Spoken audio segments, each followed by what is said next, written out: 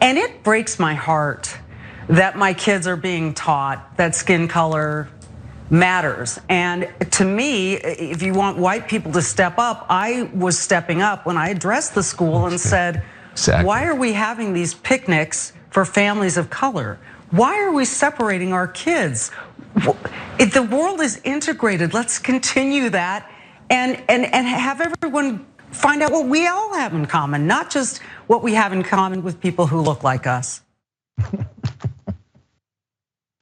That's Michele Tafoya, who was a sports reporter for NBC Sports. She has now left her high-profile job that paid a lot of money in order to be a full-time racist. I mean, a full-time anti-CRT person. So she left her job because she can't believe that her child is being taught critical race theory in school. Well, guess what, Michele? Your child is not being taught critical race theory. Critical race theory is not taught in K-12 education. Once again, it is an advanced theoretical framework taught at advanced collegiate studies as a analysis, a tool to properly contextualize data and provide research conclusions. Is not taught to K-12 students. Never has been. All right. So she has now left her job. And what does she do? She goes to the safe haven of all things racist, Fox News. So she goes to Fox News saying, here's what I've done, Tucker. And Tucker's just like, yeah, exactly. Let me give you some background to this. Tafoya appearing on Fox News, Tucker Carlson tonight to discuss her shift from sports to politics, criticized the idea that critical race theory, a decades-old area of academia that examines the influence of race and US law, could be included in school curricula. Several GOP-led states have moved in recent years to ban critical race theory from being taught in schools, though there is disagreement on whether it is present in secondary education. No, listen, it's not disagreement, by the way. It is not in secondary education. It's an advanced theoretical framework taught at advanced collegiate level studies. If you teach in K-12 education that racism is bad, that's not critical race theory.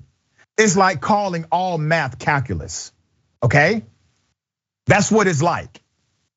That's not critical race theory. There's more. Tafoya, a longtime sideline reporter for NBC Sports, Sunday Night Football, announced on Monday her retirement from sports reporting to serve as co-chair of this Republican gubernatorial bid in Minnesota. She is slated to participate in the Conservative Political Action Conference later this month. She also weighed in on the former NFL quarterback Colin Kaepernick during his appearance on the Megyn Kelly show, maintaining during her appearance on the Megyn Kelly show, maintaining if he really wanted to be a starting NFL quarterback, he'd be one right now, given that he had the talent. Here's that clip. If he really wanted, the one thing he wanted, Megyn, in this life was to be a starting quarterback in the NFL, he'd be one right now. And given that he had the talent, but he made some business decisions and they didn't necessarily, and I think he knew what he was risking. And I think that there are legitimate complaints about race in the NFL and everywhere else in America, but that's not why Colin Kaepernick's not in the NFL. Now, let me point out the hypocrisy. She just said there are legitimate complaints about race in the NFL and everywhere else in America. But then she was on Tucker Carlson's show just this week saying that teaching race inside of American classrooms on any level is not appropriate. She just contradicted her own damn narrative, all right? Now, here's what's gonna happen. She's gonna jump into this arena. She's going to be validated by the Tucker Carlsons of the world, and she will likely end up making more money doing this than what she did for NBC Sports, okay?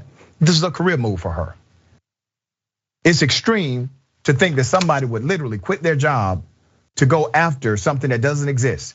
CRT is not taught, once again, in K-12 education. Dan, thoughts here? So many thoughts. First of all, I'd kind of definitely there's a pipeline that's very easy to make where you just trust fall yourself into conservative media, and they will pick you up and elevate you, and then you start your own show and do your own Patreon type deal or Substack, and that's the grift. It just keeps going. Maybe it's vaccines, maybe it's anti-CRT.